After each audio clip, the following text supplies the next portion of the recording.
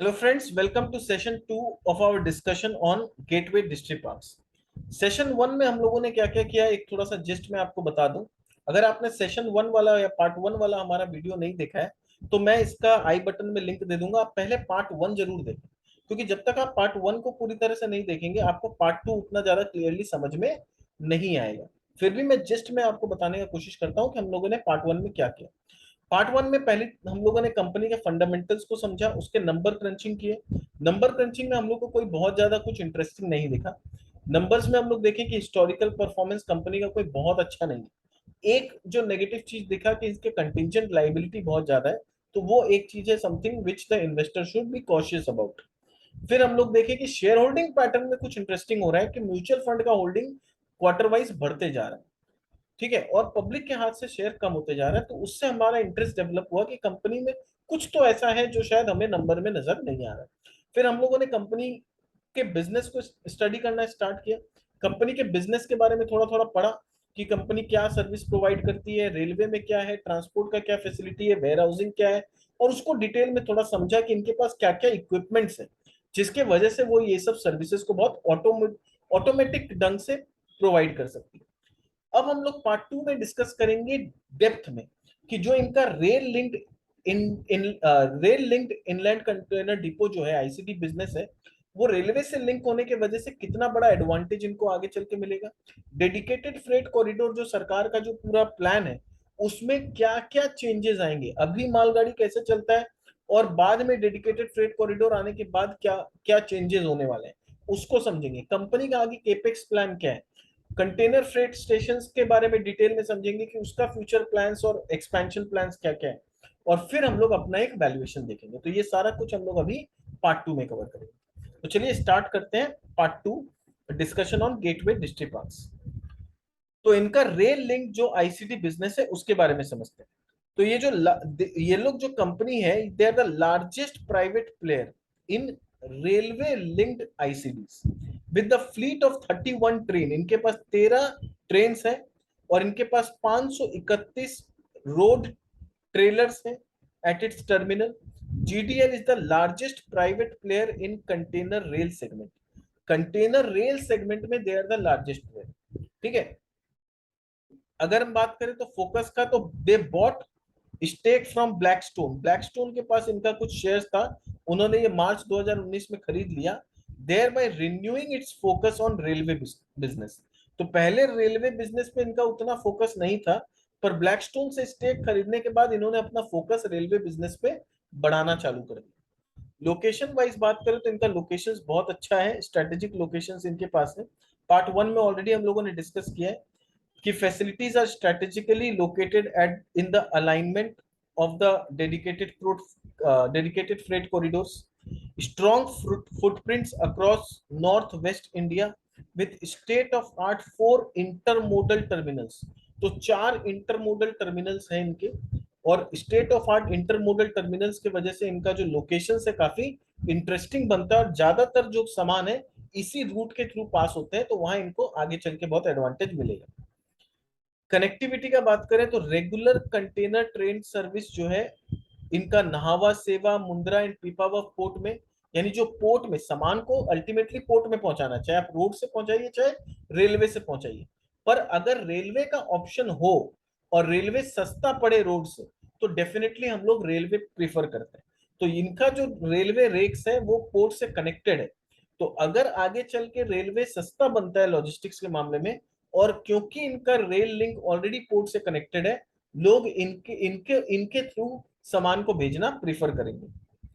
फिर इनका जो टर्मिनल है, ये विरामगम टर्मिनल जो अहमदाबाद में है, गुजरात में कहीं पर, तो वो स्ट्रेटेजिकली लोकेटेड है at the confluence of double stack route of its flagship hub in Harsaru and also Mundra and Pipavav port.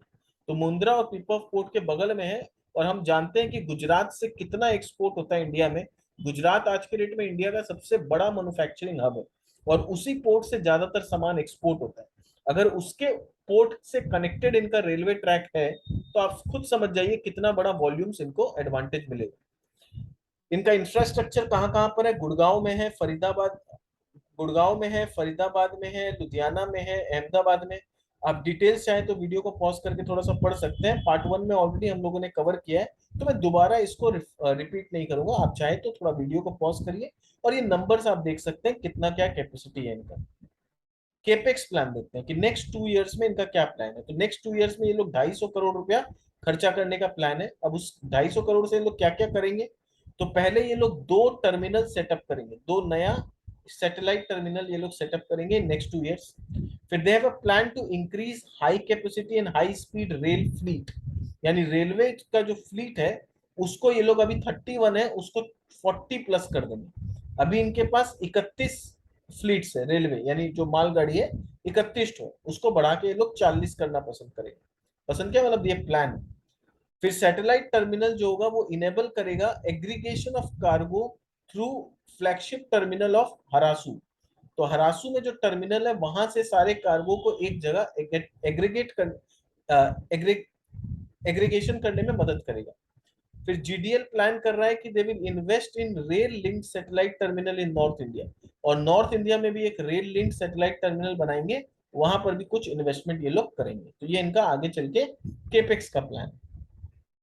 फिर देखते हैं डेडिकेटेड फ्रेट कॉरिडोर, इसको बहुत ध्यान से समझिएगा क्योंकि ये बहुत इंटरेस्टिंग आपको समझ में आएगा कि डेडिकेटेड फ्रेट कॉरिडोर, इसका नाम इतना बार मैं जप चुका हूं इस अपने पूरे पार्ट वन और पार्ट टू मिला के, क्यों इसका नाम बार बार आ रहा है, क्यों बार बार हम फोकस कर रहे हैं कि डेडिकेटेड फ्रेट कॉरिडोर आ रहा है, डेडिकेटेड फ्रेट कॉरिडोर, इससे क्या एडवांटेज ऐसा होगा कि बार बार इसके बारे में हम चर्चा कर रहे हैं। तो आप देखिए ये जो कॉरिडोर आ रहा है ये वेस्टर्न कॉरिडोर है, ठीक है। तो ये पूरा जेएनपीटी से लेके रेवाड़ी दादरी तक कनेक्टेड होगा। फिर वेस्ट जो ईस्टर्न कॉरिडोर है ये लुधियाना अंबाला ये पूरा कनेक्ट करते करते कहाँ तक आएगा, ये दानकुनी तक आएगा, यानी वेस्ट बंगाल तक आएगा, दानकुनी वेस्ट बंगाल तक ये ईस्टर्न फ्रेट कॉरिडोर आएगा, ठीक है। अब आता है कि इसमें एडवांटेज क्या होगा, बोल रहा है कि अभी जो मूविंग डायमेंशंस का अगर बात करूं तो अभी क्या हो रहा है रेलवे में कि 2 कंटेनर एक मालगाड़ी पे जा पा रहा है, पर डेडिकेटेड फ्रेट कॉरिडोर जब आएगा तो 2 के ऊपर 2 और कंटेनर आ जाएगा, यानी 2 एक्स्ट्रा कंटेनर ऊपर आ जाएगा। तो ये पहला एडवांटेज इनको मिलेगा, ठीक है। फिर विड्थ का बात करें तो विड्थ अभी कितना है, अभी थोड़ा कम है विड्थ, एग्जैक्टली 3200 मिलीमीटर का विड्थ है, वो बढ़ के 3660 मिलीमीटर हो जाएगा। कंटेनर स्टैक का बात करें तो 2 कंटेनर के बदले हम 4 कंटेनर लेके चल पाएंगे। ट्रेन का लेंथ अभी 700 मीटर का है, वो ट्रेन का लेंथ थोड़ा सा बढ़ के 1500 मीटर तक हो जाएगा, यानी ट्रेन का लंबाई भी बढ़ जाएगा। ट्रेन का लोड लेने का ताकत हम लोग पहले देख चुके हैं कि 2 से बढ़ के 4 लोड लेने का ताकत हो जाएगा। तो अभी ये लोग 5000 टन का लोड ले पाते हैं, फिर 13,000 टन का लोड ले पाएंगे। तो ये सारा एडवांटेज मिलेगा। ट्रेन का स्पीड बढ़ जाएगा, मालगाड़ी का जो अभी स्पीड है वो 75 किलोमीटर पर आवर है, वो बढ़ के 100 किलोमीटर पर आवर का स्पीड हो जाएगा। तो डेडिकेटेड फ्रेट कॉरिडोर आने से कितना एडवांटेज मिल रहा है कि जिस खर्चा में आपका 2 कंटेनर जा पाता था उसी खर्चा में आपका 4 कंटेनर जाएगा। स्पीड पहले कम होता था, स्पीड बढ़ जाएगा। रेल ट्रेन का लेंथ बढ़ जाएगा। तो पहले अगर ट्रेन में मान लो अगर 10 बोगी है तो 10 बोगी में 2 कंटेनर करके आपका 20 कंटेनर जाता था। अभी अगर लेंथ बढ़ जाएगा तो 10 का अगर 20 बोगी हो गया और 20 बोगी में अब 4 कंटेनर करके जाएगा तो 80 कंटेनर एक बार में जा पाएगा। तो कहाँ पहले 20 कंटेनर जा पाता था, अब 80 कंटेनर आपका जा पाएगा। तो ये इतना बड़ा जो 20 से 80 हो जाएगा, उसमें आपका लॉजिस्टिक्स कॉस्ट कितना बचेगा, आप ये इमेजिन करो। तो इस वजह से क्या है, सबको ही डेडिकेटेड फ्रेट कॉरिडोर को लेके इतना ज्यादा एक्साइटेड, ठीक है। समझ में आया क्यों लॉजिस्टिक्स कंपनी या पूरे जो मैन्युफैक्चरिंग सेटअप है या इंडस्ट्री है वो कितना एक्साइटेड है डेडिकेटेड फ्रेट कॉरिडोर को लेके। इसलिए ये गेम चेंजर साबित होगा। मैंने एडवांटेज बता दिया कि एवरेज स्पीड बढ़ जाएगा, फिर मैंने बताया कि वॉल्यूम्स बढ़ जाएगा, कहाँ 20 कंटेनर जाता था अब 80 कंटेनर जा पाएगा अगर लेंथ भी बढ़ गया। अगर लेंथ सेम रहा तो 20 का 40 हो जाएगा। बेनिफिट्स क्या मिलेगा, operational efficiency will improve due to above mentioned factors. तो ऑपरेशनल एफिशिएंसी ओवरऑल बढ़ जाएगा और कॉस्टिंग कम हो जाएगा। डेडिकेटेड फ्रेट कॉरिडोर जो होगा वो इनका रेल से कनेक्टेड जो आईसीडीज है उसको काफी बड़ा बूस्ट देगा। और यहाँ पर देखिए इनके कहाँ कहाँ पर आईसीडीज है, लुधियाना में है, फरीदाबाद में है, फिर अहमदाबाद में, और ये पूरा कनेक्शन जो है वेस्टर्न कॉरिडोर में, ये सारे कनेक्शन इनको मदद करेंगे। कंटेनर फ्रेट स्टेशन, तो कंटेनर फ्रेट स्टेशन में किसका कितना कैपेसिटी है, ये भी आप वीडियो को पॉज करके पढ़ सकते हैं। हमने पार्ट 1 में ऑलरेडी डिस्कस किया था कि इनका कहाँ पर कितना कैपेसिटी है, कितना एरिया है, तो आप वीडियो को पॉज करके थोड़ा सा पढ़ सकते हैं। मुंबई में है, चेन्नई में है, विशाखापट्टनम, कोची और कृष्णापट्टनम में इनके कंटेनर फ्रेट स्टेशन है। यहाँ पर ये लोग हैंडलिंग, ट्रांसपोर्टेशन, स्टोरेज, जनरल या bonded warehousing and other value added services provide करते हैं। फाइनेंशियल परफॉर्मेंस का बात करें तो अगर हम क्वार्टर वाइज क्वार्टर देखें तो पिछले साल क्वार्टर 1 में 330 करोड़ का रेवेन्यू था, अभी 344 करोड़ है। हाँ, क्वार्टर 4 के मुकाबले थोड़ा सा कम हुआ। इबिटा जो है वो दोनों ही पैरामीटर में कम हुआ है, पिछले साल 92 करोड़ था, अभी 91 करोड़ है, और पिछले क्वार्टर से तो काफी गिर गया। इबिटा मार्जिन का बात करूं तो कहाँ 28% का मार्जिन पिछले साल था, क्वार्टर 4 यानी मार्च में तो 31% का मार्जिन हो गया था, अभी गिर के ये 26.5 के आसपास हो गया। पैट मार्जिन भी इनका 16.5% हो गया, पिछले साल से बेटर है पर पिछले क्वार्टर से थोड़ा सा खराब है। प्रॉफिट पिछले क्वार्टर 85 करोड़ का था, अभी 58 करोड़ हो गया, बट पिछले साल से प्रॉफिट बेटर हो गया। फाइनेंशियल ईयर वाइज अगर देखें तो पिछले FY21 में 1180 करोड़ का रेवेन्यू था, जो बढ़ के 1374 करोड़ हो गया। इबिटा 324 करोड़ से बढ़ के 402 करोड़ हो गया। मार्जिन 27% से बढ़ के 29% के आसपास हो गया। फिर प्रॉफिट आफ्टर टैक्स 95 करोड़ से बढ़ के 224 करोड़ हो गया, और पैट मार्जिन 8% से बढ़ के ऑलमोस्ट 16% हो गया। तो ईयर ऑन ईयर बेसिस पे अगर हम लोग देखें तो नंबर जो है हर जगह पे बेटर है, बट हमें समझना पड़ेगा कि ईयर ऑन ईयर नंबर क्यों बेटर है, क्योंकि FY21 में क्या है, 5-6 महीना पूरा कोरोना की वजह से डिस्टरबेंस रहा था, तो इसलिए नंबर्स थोड़े से ज्यादा ही खराब थे FY21 में। बैलेंस शीट किस तरह से डेट रिड्यूस हो रहा है, ये इंटरेस्टिंग चीज है। 623 करोड़ का जो डेट था जून 2020 में, जो धीरे धीरे घटते घटते आज 345 करोड़ का रह गया। नेट डेट टू इक्विटी 0.47 से घटते घटते आज सिर्फ 0.21 रह गया, और नेट डेट टू इबिटा 2.21 था, उससे घटते घटते आज 0.86 रह गया। तो यानी डेट धीरे धीरे कम होते जा रहा है, which is a very positive sign. फिर ग्रॉस अगर रीपेमेंट शेड्यूल का बात करूं तो आज अगर इनके पास टर्म लोन जो है 471 करोड़ का टोटल लोन है, तो उसमें ये लोग बोल रहे हैं कि बाई FY28 या FY28 ये लोग पूरी तरह से डेट फ्री हो जाएंगे। 100 करोड़ रुपया अभी FY23 में ये लोग चुकाएंगे, 110 करोड़। फिर FY24 में 114 करोड़ का रीपेमेंट है, FY25 में 105 करोड़ का है, फिर 85 करोड़ का, और फिर 56 करोड़ का। तो जिस तरह का इनका बिजनेस में डेवलपमेंट है, जितना positive cash flow company generate करती है, फ्री कैश फ्लो, उससे ये डेट रीपेमेंट करना कोई बहुत बड़ा इशू नहीं दिखता है कंपनी के लिए। फिर आज ही एक अपडेट आया है, ये 21 तारीख का ये अपडेट है, आप देखो।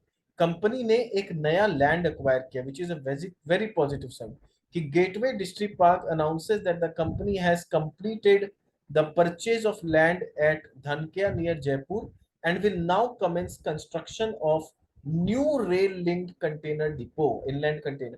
तो अभी तक इनके पास जितने आईसीडी है, अभी एक और नया आईसीडी ये लोग बनाने जा रहे हैं, उसके लिए इन्होंने जयपुर के आसपास एक जमीन खरीदा है। ये जमीन कितना बड़ा है, ये 30 एकड़ का जमीन है, spread over 30 acres, having 2 rail sidings, 2 rail की पटरियां वहां पर, and designated annual capacity of handling 1,25,000 container. तो 1,25,000 कंटेनर रखने का इसमें कैपेसिटी है, and it is located near Dhankiya railway station, और रेलवे स्टेशन से एकदम बगल में है। तो क्या होगा, आराम से अपना मालगाड़ी के थ्रू सामान ये लोग बेच पाएंगे। and this section is already a double stake route currently under electrification, और ये जो रूट है ये डबल स्टेक रूट है, और अंडर इलेक्ट्रिफिकेशन ये रूट अभी अभी इलेक्ट्रिफिकेशन हो रहा है इसका। तो जैसे ये इलेक्ट्रिफिकेशन का काम कंप्लीट होगा, यहाँ से मालगाड़ी का चलना स्टार्ट हो सकता है। ठीक है, तो यहाँ पर आप देख सकते हो कौन कौन सा एरिया ये लोग कवर करने जा रहे हैं। द टारगेट मार्केट क्या होगा, the target market includes various segments like artifacts, luxury textile. आप जानते हो कि जयपुर जो राजस्थान जो एरिया है, वहाँ टेक्सटाइल के बहुत सारे प्लांट्स हैं, ज्यादातर आप अगर स्टडी करोगे टेक्सटाइल कंपनीज, तो उनके प्लांट जो है जयपुर और राजस्थान में बहुत है।